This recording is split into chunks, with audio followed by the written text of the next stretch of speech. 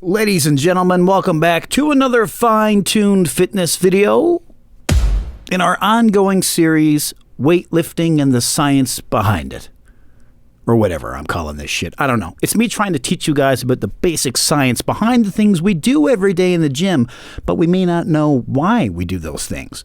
For my benefit as well, because as a personal trainer, I'm trying to learn every single fucking thing I can about this industry and everything behind every fucking aspect of it. So let's learn together, shall we? We're in this together. Now, last week we talked about sleep apnea and how it can be not only stealing your gains, but also slowly sucking the life out of you as you live your day to day. If you haven't watched it yet, go check it out here. It's good, as well as the ones leading up to that. Sleep, time under tension, hypertrophy. There's a playlist here you can go and watch them all if you like and learn a little bit more about this stuff in the description. You can find that. I don't get too in-depth, just enough to give you an idea of the science and biology behind it, but not deep enough that you'll want to smash your face on your own keyboard. I hope not anyway. Maybe I'm not as engaging in this stuff as I hope I am. Oh well. And with that, let's go learn about the central nervous system and its role in strength training. Listen, you took science in school. You know what the central nervous system is. You know your brain tells your body how to do stuff, and your central nervous system is the roadway for those signals to travel and get that information to where they need to go. But what happens if those roads aren't maintained? Nothing worse than hitting a fucking pothole and busting your hubcap because nobody's taking care of the roadways. Your CNS is pretty fucking similar in that regard. Your central nervous system, or CNS, includes your brain and your spinal cord. It controls everything in strength training. No, seriously, everything. Motor unit recruitment, muscle firing speed, coordination, explosiveness, even your recovery. Every time you lift, especially when it's a heavy lift, your CNS sends out the bat signal to say, all right, let's bring those big guns online.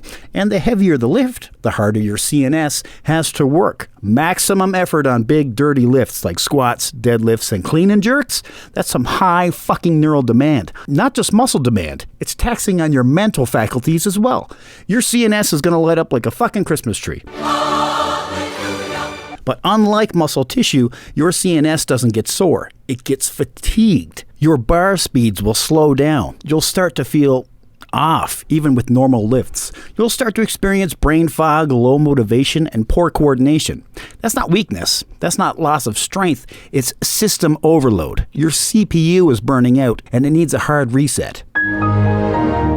Now, this isn't something that just comes from one heavy lifting day. Your system is a little tougher than that. CNS fatigue stacks up after time, from things like back-to-back maximum effort lifts, poor sleep and high stress, lack of rest and recovery days, and going to failure after every single workout. Imagine trying to sprint every day while sleep deprived. Eventually, your nervous system just says, fuck you, I'm not doing it.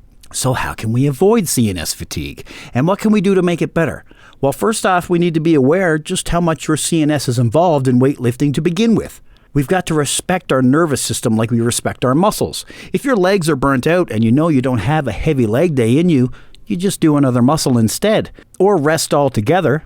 We need to do the same with our CNS. We can use weekly intensity waves and rotate them. Do heavy lifts one week and do lighter lifts the following week.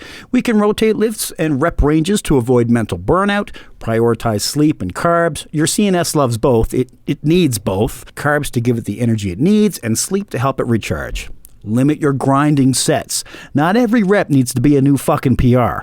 And plan deloads or low CNS days. Think machine lifts. Lighter loads, higher reps. We'll talk more about deloads next week. And most of all, be aware of where your CNS is at.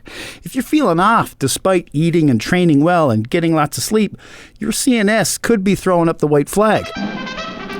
Remember, strength isn't just about muscle, it's about the system that powers it. Your computer can have the biggest, baddest graphics card in the world, but if your CPU is fucked and steam is coming out of its ears, you ain't running shit. You'll be lucky if you can run Doom. Train your body, but protect your brain. The CNS is your secret weapon, but it's also your limiter.